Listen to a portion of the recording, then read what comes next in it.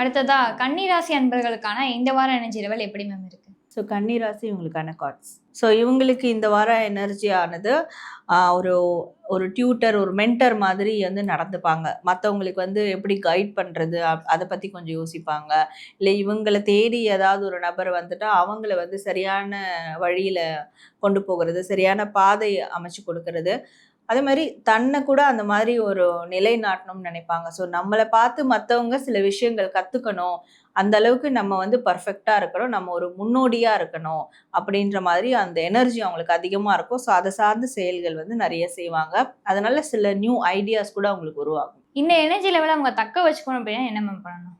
So இதை அவங்க தக்க வச்சுக்கணும்னா இவங்க இழந்த விஷயங்களை பற்றி யோசிக்கக்கூடாது பெரிய அளவில். அதெல்லாம் வந்து அதுலேருந்து வெளியேறிடணும். ஸோ யூனிவர்ஸ் அடுத்தடுத்து அவங்களுக்கு என்ன நல்ல ஆப்பர்ச்சுனிட்டியை கொடுக்குது, நல்ல விஷயங்களை கொடுக்குது, இன்னைக்கு என்ன சந்தோஷம் அவங்களுக்கு நடந்திருக்கு, அதை மட்டுமே யோசிக்கணுமே தவிர நேற்று நடந்த விஷயங்களை பற்றிலாம் யோசிக்கக்கூடாது அப்படின்னு இருக்கு.